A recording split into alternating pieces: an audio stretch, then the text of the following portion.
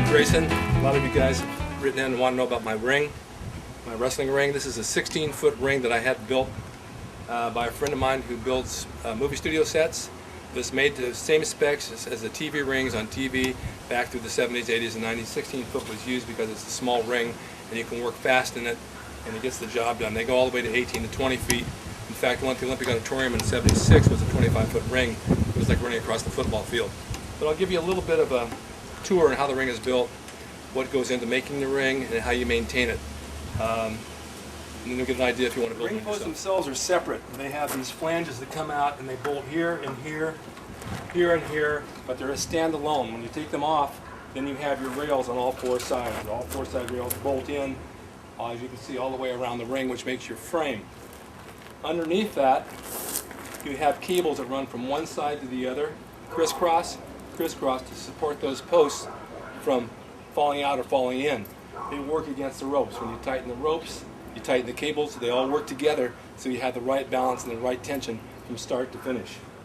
This I picked up at a Parks and Recreation that went to a merry-go-round or a swing or something, and it worked fine for a step.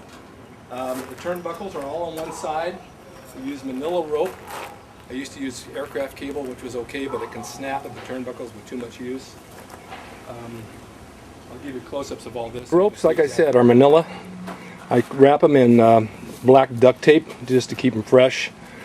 On the ends, they tie together with, they come this way, and then I use hose clamps on this side, like radiator hose clamps, to tie the ropes together so that they don't slip. But even over time, they stretch and you have to tighten them up every so often. At least once every 2 weeks I have to tighten them up again. Once I tighten them up here, then I go to the turnbuckle and tighten them up here. But they do stretch. And since this ring sits here all the time, it's not taken apart, you constantly have to retighten things. Whereas the WWE rings, they're on the go all the time. They take them down, they put them back up, and they're always reset every time you use them. The turnbuckle pads are not cheap. If you buy them on high spots, they're around $240 a set. But what I did is this is vinyl pool cover, this orange cover. It's very durable, it won't break. I put grommets in it, and I tied it down just like any ring canvas. The canvas itself, when you buy a canvas in bad weather or in weather, and running back and forth, wears out because it's made out of cotton. But I had extra fabric, so I cut squares of the turnbuckle pads, and I priced out foam. Foam at a foam company was around $600 to make those pads. But if you look around your neighborhood, people, they throw out couches, and those pillows in the couches have huge pieces of foam inside of them. You can bring home 3 pillows, and you cut them in quarters with an electric knife to size for your pads, and you got free foam pads. You'll save yourself $600. The side rails, like I said, you can see these. They're all welded rebar, and they got a leg on them. You can see right there. They go all the way around the ring, all the same way. They're bolted onto the ring posts, like over here. On both sides, 2 big bolts on each side. And that's what makes your frame. Underneath the boards, you can see right here, see that 2x2 square steel rod? I have 10 of them that go all the way across the ring. I have one here, and then I have another one over here, and they go all the way across. They're 1/4 inch steel, and they're 1/8 inch steel. And you have one, and then you have 2 together, and then you have one, and you have 2 together, and you have the different sizes. So that's what creates the spring in the center of the ring. Those steel bars that I was telling you about, they go all the way across the ring. There's one. Then as you see, you have 2 together. And then you have another one over here. And there's 10 all the way across the ring. And this is what gives that ring flex. This ring does not have a center spring like some rings, like a bus spring, but it has flex in the middle. It has great spring to it, and it's very soft when you hit it. It's not like a real hard ring. But those rails are what give it the spring. Once I have the rails in place and the frame, then I lay my boards down. 8 3/4 inch plywood boards. And I'm going to take the cover off in a minute because I have to rearrange them. On top of the boards, as you can see, I had gymnastics pad, 2-inch pad. This stuff's pretty expensive. It's probably about $500-600 to cover the whole ring. But sometimes you can find it on eBay. And if you can, grab it because it's good to have. On top of that, I have my vinyl cover, like I said. But I have to, when I have my 8 boards on the ring, I have 3 also 1/4 inch plywood boards that fit on top the seams. That allows you to have covers on the seams so they don't stick up over each other and hurt you.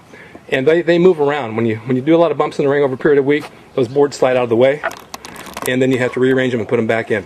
So that's what I'm going to do today, and I'll show you how that looks. Ring, don't let it shock you because it's different colors. These pads have been through a lot. They're, like I said, gymnastic pad. These were used in Vegas for a live stunt show, and it came in a roll. However, the roll isn't really that long usually or that wide, so you have to cut it in sections like I have here, and you place them down like a puzzle to fit, and then each place has its own spot to go into. If you could find a 16 by 16 foot square of 2-inch foam core like this, that'd be great, but they don't make it. So you can't get one solid piece. You have to like move it around. And then you tape them together. It's been taped several times. This is just how WWE does the same thing. They tape them together so they don't slide. Now under that are the boards. And I'm going to take these off now because I'll show you how these boards lay and how you have to reset them from time to time. These boards now that you have, like this one here for example, 4 by 8, and I have 4 of them across, and I have 4 of them across that way.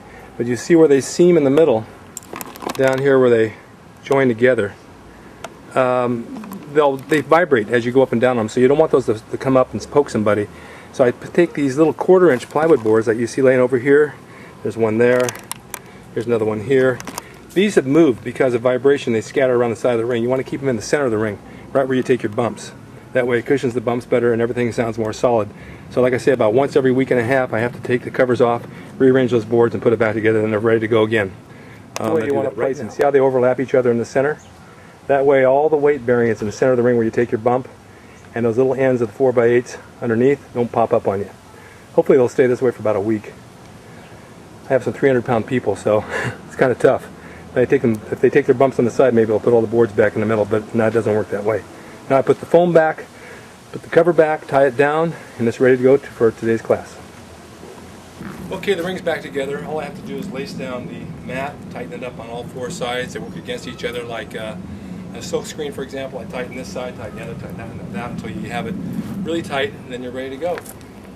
This ring cost me around, well, it's been about 6-7 years, about $1,800 in steel and welding, just for the frame. Then I had to buy the cables, the rope, which is about another $300 or $400. The boards today, plywood's pretty expensive. It's probably about another $300 or $400.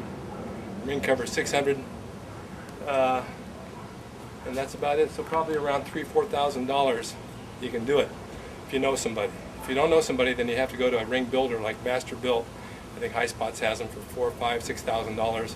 But if you have somebody who can weld and order in the steel, labor is high, material costs have gone up since I've done it, but it's a damn good ring. It gets 4 or 5 days of use out of it, and it's held up well. I just maintain it, make sure the welds hold, make sure the ropes are tight, make sure the cables underneath are strong. You've got a good training ring.